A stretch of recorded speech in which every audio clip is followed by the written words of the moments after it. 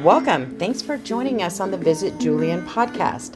I'm your host. My name is Robin, and this podcast is all about the small businesses and the events that come together to create this amazing place that we call Julian, California.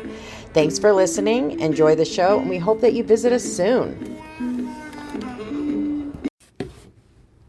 Hey, everybody. Welcome back to the Visit Julian podcast. So last weekend or the weekend before, I was out at the Summerfest out at Julian Station where they had some really cool vendors. And one of the vendors was Justin from Palomar Mountain Woodworks. He's one of those guys that you wish you were, that you could chainsaw those really cool animals you see sometimes when you're in the backcountry, like the bears, and I'm imagining eagles. I'm trying to vision, but the most popular is the bear. So anyway, Justin from Palomar Mountain Woodworks was at this event talking to some of the other chamber folks and came down to the chamber office and became a member of the chamber. And we want to share with you all this cool stuff. So you'll see in the show notes all kinds of photos. I'm looking at them now. So welcome, Justin. Thanks for coming. Hey, thanks. Good to be here. Yeah, it's super cool to have you. These are the things, like I said, when you drive down the road and you see them, you're like, man, I wish I had that talent. Yeah, and good for you. Thanks. Yeah, so how did you get started doing this? Or were you like a muscle with a chainsaw guy and said, hey, I can do this? Or did you see it and say, hey, I can do that? No, it all kind of started out with general woodworking. Back in middle school kind of deal. My whole life been kind of woodworking. And then throughout the years, started to, when I moved to Palomar Mountain, I had to cut my own firewood and was splitting it, and started ending up with a keep pile and a firewood pile, and then I started getting logs because the Fire Safe Council was cutting down trees and SDG&E, and then I started looking at videos and people were carving bears, and I was like, I bet I could carve a bear. So I roughed out one and it came out pretty decent, and I was like, hey, that's not terrible, and so when my son was born, we called him our little acorn. My wife was like, you should carve him a bear. I was like, oh, all right. And so we had this big log that was about 6 feet long and about 22 inches in diameter. So I was like, well, let me see what I can do here. And I started hacking at this log and started emerging a bear. And I'm like, hey, this is turning out all right. And down by the feet, I had carved some acorns. So the bear could put his foot on the acorns, and then his arm was holding a lantern. And I was like, that's not terrible for my first bear. Right, yeah. And with the chainsaw. Yeah. And so then I was like, maybe there's something here. And I started carving more things and more bears, and then started carving pumpkins with faces and jack-o'-logs, I call them. Jack-o'-logs? Jack-o'-logs. Oh, that's cool. And then we started getting too many of them. Right. And I was like, well, I can't just gift these things away. Maybe I can sell them or get rid of them somehow. And that's how I ended up at the Julian Station years afterwards, just trying to pass my items on to other people. Yeah, very cool. And you have a lot. So before you started with the bears to general woodworking, what kind of stuff did you make? The first thing I ever made was in middle school was a cutting board. Okay. And I thought it was pretty awesome, and apparently my folks did too, because there was not a knife cut on it. Oh. When I got it back, after I finally bought my first house, and he's like, "Yeah, you should have your cutting board back." Oh, that's so cool. Yeah, so it was still well oiled and no cuts on there. I was like, "Wow, that's cool." Yeah. And so that was pretty cool. And then bookshelves and quilt racks and shelves and regular shelves you put on your wall. Yeah. And picture frames and just all kinds of things. I see on their picture here some really rustic, cool-looking butcher block. Is that what you call it? I did have some butcher block things, but those are knife blocks. Knife blocks. And then a utensil holder that I had some lady order that was at a craft show with me next door. She's like, man, I got to get something from you. And so she ordered, she's like, can you make me a utensil holder for my sourdough business? And I think it was Pioneer Peaks. And I was like, yeah, absolutely. Oh, so good. I had a log in my backyard. A tree had fallen down, and the inside was kind of rotten. I was like, what am I going to do with this cool oak tree? And I hollowed out the inside of it and sanded it and all, and made her a pretty cool utensil holder. So basically, because you're getting things from nature, you really have to be creative. So you have to look at a piece of wood or a log and then decide really what that log is best suited for. You can't just make a bear out of any old log, right? Yeah. What's this log going to be? Right, yeah. What's its next life? Yeah, like, the one that holding the lantern, there was a knot, kind of in the way when I was making it. So I was like, oh, maybe his arm just needs to go up over the knot, and, because knots have a tendency to split and crack and cause issues. So, he just decided to hold a lantern that time. So that's really cool. Yeah. And then I remember being on your page a couple of days ago, and you actually made like a little container, a little piece of wood with a lid on it. Yeah, I was messing around with the lathe and taking branches that are in the yard that look pretty cool and aren't real cracked up. And you put them on the lathe and then kind of hollow out the inside and smooth out the outside and make the lid and kind of make it a nice tight fit. Yeah, and, that takes some talent. Yeah, it's pretty cool. I think that was my second one. The first one slung off the lathe and had a little damage. Poke someone's eye out. Just bounced off the wall and cracked. So I was like, man. Tighten up the chuck, I guess. Yeah. And I'm seeing on here also like bowls. Yeah, do bowls out of the, like if you look at an oak tree and you see the balls on the side of the oak tree, like where a damaged branch was, broke off or whatever. The tree will grow over that, and the grain pattern will become like a burl almost, and it'll go all kinds of different directions. And that's where the firewood pile. I'd start cutting up this firewood, and when I split it, that burl area would split differently than the rest of the wood. So it's kind of a pain in the neck to stack that. So I'd throw it to the side, and I started looking at that stuff, and I'm like, well, that's pretty cool. I should hollow it out and make a bowl. And I made a ladle out of one of them that's really cool that I use for my coffee every morning. Oh, that's so cool. And, so that pile got really big, and my firewood pile got really big, and so I just started to hollow it out and make these cool bowls. That's so cool. Now, did you start out doing this in your spare time and it's become a career, or do you have a career and you're still doing this in your spare time? Yeah, this is my gig right now. That is so cool. Yeah, my wife does mental health counseling, so she does the brunt of the income and work, and I get to do this and watch the kids. And that's so cool. When they go take a nap or when they go to bed, I'll go out and do this kind of thing. Or if she doesn't have a line full of clients, then I'll go out there and do some chainsaw carving. And because once you get started, you get your chainsaws and your gear on. It's kind of you don't just go do it for 30 minutes. You're committed. Yeah, for a couple hours at least. Yeah, I get that because I'm a quilter, and sometimes I don't start a quilt because I have to lay out all the pieces, and because then you have to piece that's what quilting is piecing things together. And sometimes I just know I don't have the time after I finish all of that to get to work and create something at the end. Right. Do you ever see the movie City Slickers? I have. Okay, so one of my favorite parts in the movie is when he's talking about how he sells air because he's an advertiser. And he said, my father, he was an upholsterer. You could see his work at the end of the day. Where's my work? I sell air. So that made me think of you when we're talking here, because really at the end of the day you really get to see your work, and it's not going anywhere. I just think that's so cool.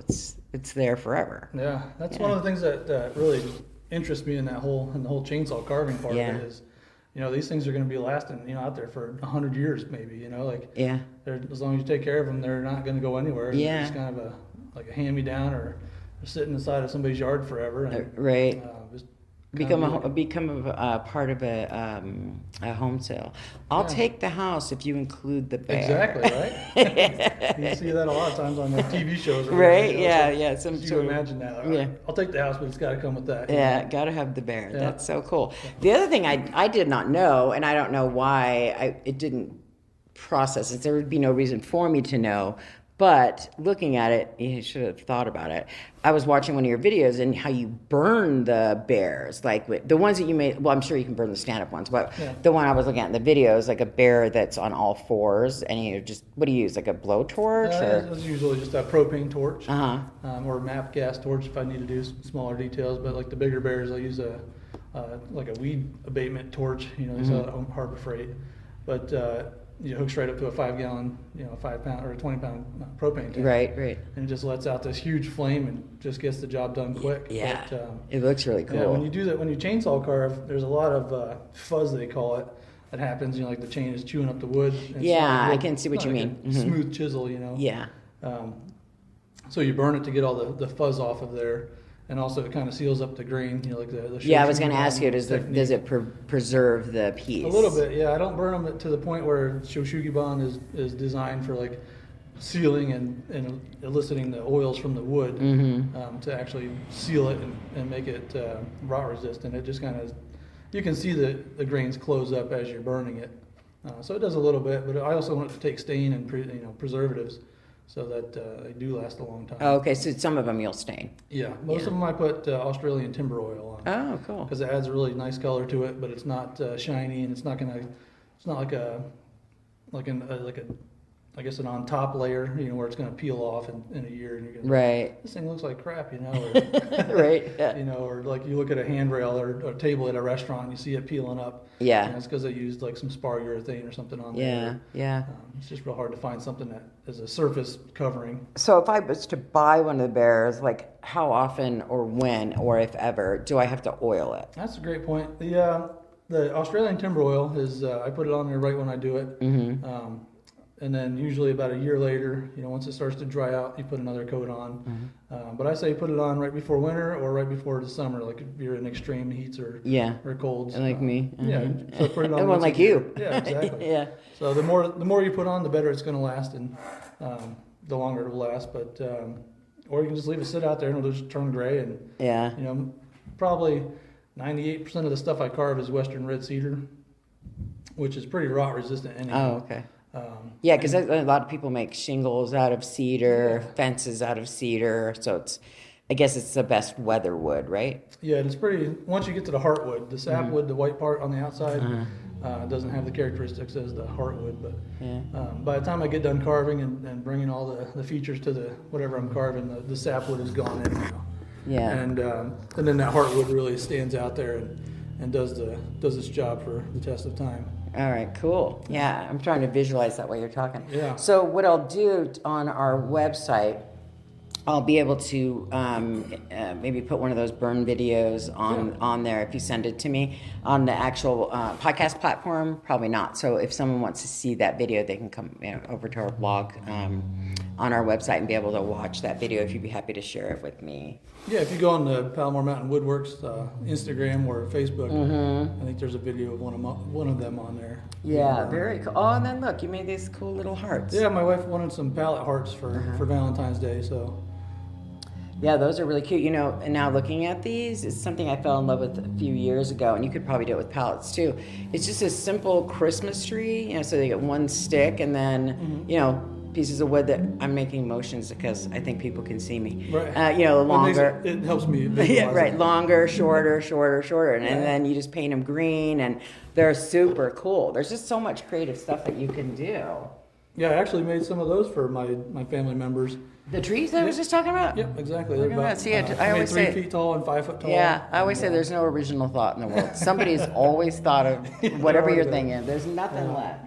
These are the jackalogs. Those are really cool. Yeah. You can put those out every year for ever, and your kids will take them when they move out and all that. Yeah, they cost about the same amount as a pumpkin that pretty similar size to it. Like $60 for those pumpkins that are going to rot in 2 weeks. Right. Yeah. These are priced to last forever. Yeah. They're really cool. I'm looking forward to sharing all these on the images. Right before this podcast, we talked about how something always goes awry when I do these jam podcasts. And so for those of you who can hear the moaning in the background, this is during a small construction project at Town Hall. So enjoy the humming behind our voices. Standing off the finish, it sounds like. Yeah, some, I don't know, that's chipping it off or something out there. Yeah. So anyway. All right, so if someone wants to get a bear from you, they just reach out to you via email or... Yeah, the best way to do it is go to my Facebook page and send me a message. Then my phone number's on there as well. But if you can visualize what you want or an idea, send me a picture along with that so that I can see what you're looking at. But I just had a lady order a jackrabbit carving. Oh my gosh. So I'm going to try to find a 6-foot jackrabbit, or a 6-foot tree to make a 6-foot jackrabbit. Holy moly, that's big. Yeah. And jackrabbits, though, now I'm trying to visualize it. Jackrabbits are kind of weird shaped because they got that, butt and then the big ears. Yeah, okay. I can see so this guy will be basically standing on his hind legs with his arms, like he's in an alert position with his ears straight up, to facilitate not using a 60-inch log. Yeah, right. Yeah. But so you got to kind of change, how the animal is. to facilitate, making it out of a log, because there's a cow that I made that started out as a 44-inch log, and the cow's probably, by the time I got all the weird edges off the tree and the nooks and crannies and everything, and the rotted sapwood, it was right around 30 inches. So there's quite a bit of tree that needs to come off. Yeah. Which, if anybody's looking for some kindling, I have quite a bit of. I was just going to say, what do you do with the rest, goodness, man? I have tons. Okay, well, next time you're in town, I could use a bucket of kindling. Yeah, right. I'm just saying. I need to figure out a source to get rid of that. But, right. Yeah. We can only burn so much. Right. Totally. But yeah. A lot of them, a lot of the pieces I make the signs out of, like I made some Winola and some Julian signs, and those are all offcuts of the big log. When I shape it down. Oh, that's it cool. It leaves a really cool live edge on one side and then a flat edge on the other side usually. So I'll take my chainsaw and then carve in Julian or your name or whatever you want. Yeah, so yeah. I have quite a bit of signboards that are created in the process. Yeah, remind me to hook you up with someone to probably be interested in that when this is over. All right. Tracy. So are you currently in any retail spaces, or does someone need to reach out to you, or can they go to somewhere right now and see your work? I have a bear sitting at Heroes Restaurant in cool. Winola. He's my flag bear. He didn't sell at my 4th of July gig, so I went over there and asked if I could put it there, and they said, "Oh, absolutely." Oh, that's cool. Yeah, they're great It people. completely fits the motif over there with the flag and everything. He's holding it's about 4 feet tall. Oh, wow. And then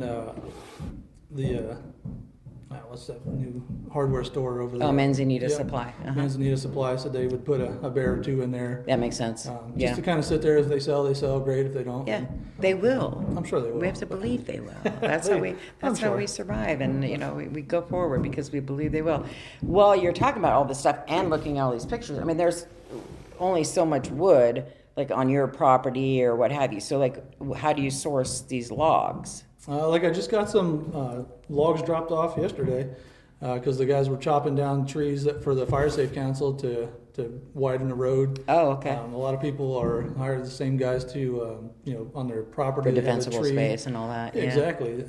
Or one dies or, whatever the case may be. But he's like, "Hey, you want this log?" I'm like, "Absolutely." Yeah, totally. So anything from, 6 inches to as big as you can haul, I'll use it. Oh, that's cool. And, so my log yard is growing quite well. Yeah, well, your work is really, really awesome. And I highly recommend that people take a look at it. You made it this table I'm looking at right here. Yeah, that's a 4 foot in one direction and a 6 foot in the other direction. Cookie, I call them, or I guess everybody calls them a cookie. Like when you slice the tree perpendicular to it, oh, okay. Make like a circle around the cookie, whatever it is. Mm-hmm. And that was, I'm not sure if I can tell you where that came from, but I saw the tree down on the ground and I said, "Hey, can I get a piece of that?" And they said, "Yeah, it saves us from getting rid of it." So right. They let me go over there and cut a slice off. And that's so cool. The host over there was helping me to drag it around, and I had to use my winch on my truck to pull it across the ravine, and it was a pretty good project. And then a couple of volunteers to help me put it in the back of the truck, and 3 or 4 years later, I finally got our table out of it. Oh, so you kept it? Oh, I had to. Yeah. It's got to dry out for a little while. Oh, okay. Yeah. Then I started having kids, and so I got a 2-year-old and a 4-year-old, so that sidelined a lot of projects that were in works, but it had to dry out, and I had to sand it and flatten it and put epoxy in the cracks, and that we counted it up, and it's about 250-year-old Western red cedar slice that was on there. Wow. That's really cool. Yeah, so there's some cool history too. Oh yeah, so with stuff like that. Right. Because we can sit in front of the table and count the rings, right? Exactly. During a snow day or something, right? Yeah. Okay, how many rings are on the table? And then from something that huge, which you were just describing in detail, you can go all the way down to what these appear to be as napkin holders. Yeah, that was a piece of eucalyptus I picked up off the side of the road. And I slabbed it up on the bandsaw. I was like, "Man, this is beautiful." And then I was like, "Well, I could just take the ends and put it up on this slice right here and make a napkin holder." Yeah. And so I made 2 napkin holders, and they look pretty awesome. And my buddy bought one. And yeah, you're super creative. Yeah, it was pretty fun to do that one. I mean, do you consider yourself an artist? No. Because I consider you an artist. Just because my confidence in the view I have of myself is, I get a lot of inspiration off of like Instagram or YouTube or whatever, and so like to have my own original idea, that's what I think would be an artist, would be like, that's your own actual unique idea, you know what I mean? So then, like, Monet wasn't an artist because the lily pad garden was already there. Yeah, like... Dude, like, you're an artist. You just get over it, accept carving it. a bear or whatever, like, it's, it's either because I messed up on this angle, his nose looks like this, But that's art. Yeah. That's exactly Recovering it. from it, Yeah, I guess. absolutely. And that table you just described in detail, I mean, that's art, right? Yeah, so I'm not going to try to convince you, but once everybody sees your stuff, I'm like, this dude's an artist. It's really great. I appreciate it. And how long, you said you have a 2 and a 4-year-old, so did you start before they were born? It's like, basically, how long have you been doing this to be this amazing? The chainsaw carving or just woodworking? No, junior high. I was listening. Yeah. I know that. No, the chainsaw carving. Yeah, the chainsaw carving started, my son, we made that bear for him when he was a couple months old. I started on that. And how long does something like that take? That one took a little while because, I was in there helping with him. And but like from I just start to finish, I did the cow and I counted the hours and it was 22 hours I had to make that cow. Yeah. So I was just wondering like what it takes to because you go to some events and you'll see a guy in the middle of a sectioned off area who's carving right there while everybody's watching. Have you ever done something like that? Yeah, because I mean people again they sit there and all going, how did he make that bear out of that log? Right. So you do stuff like that too? I will. I have an event coming up in Vista at a church making it's a 2-hour process, but I'm going to make a wooden cross. And that's pretty kind of simple. There's like a couple of cuts, but 2 hours I got to make the cross and then sand it and finish it. Yeah, and will you burn that thing too? Mm-hmm. Yeah, so people can watch that process as well. Maybe we should talk about you doing that at the Grape Stomp. There you go. Okay, let's talk about that when we get off here. And now I'm looking at this cool thing where you made, you took a cookie, and you made a clock out of it. Yeah, that was an oak tree that fell in our backyard.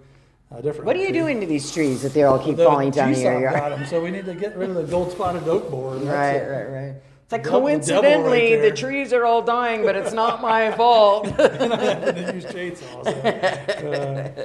This whole root ball was rotted out, and the whole tree fell down. I was like, oh man. Yeah. And so these are kind of cool. Now, was this something that it just came to you? Yeah, it was just like, what am I going to do with this round? And it didn't crack, which a lot of rounds do crack. Mm-hmm. So when you get one that doesn't crack, it's pretty cool to be able to make something out of it. Yeah, but you're not an artist. So. No, I guess not. All right, cool. So I'm going to make sure that we put the link to your Facebook page because there's a ton of photos here. And like you talked about, this lady who said she wanted a jackrabbit, or obviously someone said they wanted a cow. So it's not limited to the stuff that's on your Facebook page. Yeah. But people could get inspired by what's on your Facebook page and say, "Hey, could you make me a Raggedy Ann?" I don't know where that came from, but it's all together possible, right? Yeah. Is this a little cradle? Oh yeah, that was one of the coolest projects I did. Was a huge oak tree that was struck by lightning and fallen. Sure it was. This was in a neighbor's house, and me and my wife we were making wood slabs because I started doing slab work too, and I got some slabs off of that tree, and I was like, what am I going to make with this thing? And one of our other neighbors, she's like, here, you should make this bassinet thing.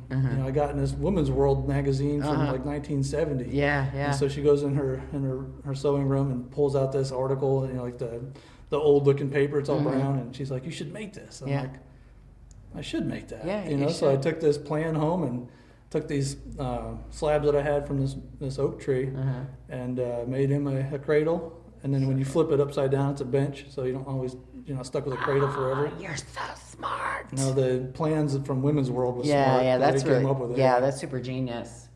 Yeah, it reminds me of Little House on the Prairie. Charles Ingalls made these things for the babies. That's that same lady gave me the sheepskin to put in there. Yeah, it's really cool. Your baby's brand new in that one. Yeah. Brand new, Yeah, so I'm going to encourage people to go to your social media and look at what you're doing. And then I'm also going to talk to you about maybe doing some sort of display at the Grape Stomp, and people can come out and see your work. Either way, you're going to be at the Grape Stomp with some of your products. I will be, yeah. Yeah, so for those of you listening in 2024 in August, the Grape Stomp is September 7th, 2024. But maybe if you have a great time, you'll come back year after year, and people can, know that they can come get your cool products at the Grape Stomp. And I know with other people, like farmers markets and other people who do vending, craft vending, people will follow you. Like, oh, you're going to be at this place? I'm coming to this place. So let's start you a following, shall we? We shall. Yeah. So rather than try to make people remember, I'm going to put the links to your social media in our show notes. Okay. I'll pull some really cool photos, especially the things we talked about, the table, this cradle, because it's really cute, and even the simple things like the clock, so people can look at them, because while we're talking, people might be trying to visualize it, so it'd be cool when if they're driving or what have you, they can go home and pull up the images. Sounds good. All right, cool. Now at the end of each conversation, I always say, is there something I forgot to ask you? Is there some big piece of information you want people to know? No, we'll be at the Julian Station also. I started with the Summerfest this last couple weeks here, and had a really good relationship with them down there. Mm-hmm. So they're going to try to do that more often. So come out to the Julian Station whenever you see the canopies up, and right. Chances are I'll be there. That sounds cool. Yeah, and then Grape Stomp, and then hopefully your places where these things are available will expand. Plus, I mean, you can only make so many. I mean, there's only so many hours in a day. Yeah. Yeah, the supply is getting pretty large. Oh, then it's time to get yourself out there and I'll show be at people. Bates Nut Farm as well. Oh, cool. For their Pumpkin Fest. Oh, cool. I love the Pumpkin Fest at Bates Nut Farm. Yeah. We're one of those ridiculous families that, the kids are grown now, but we go out there and buy the pumpkin the size of a Volkswagen. Yeah, that one you have to wheel out in a wheelbarrow. Exactly. And have two people loaded into it. Yes, I don't know what it is about my husband, but we have to get those ginormous pumpkins. Maybe I should just make you a ginormous pumpkin. Right? Buy it year after year. And right. Just decorate it. There you go. Yeah. Well, Justin, it was super cool talking to you. Yeah, thanks for the opportunity. Thank you for giving us the opportunity to learn about you, because it's pretty neat stuff. You are, my friend, an artist. Oh, thank you. So I look forward to sharing your stuff with people, and you are on our website now. So maybe get some photos. Okay, I've got ideas, but either way, we'll wrap this up. And again, thanks so much for coming and sharing your stuff with us. Yeah, I appreciate it. Thank you. Thank you so much for listening to this episode of our podcast, Visit Julian. This amazing background music is played by Nathan James, who often performs at different venues throughout Julian. Check out our website, visitjulian.com. You can see an event calendar or just browse all the great things there are to see and do. Thanks again. Until next time.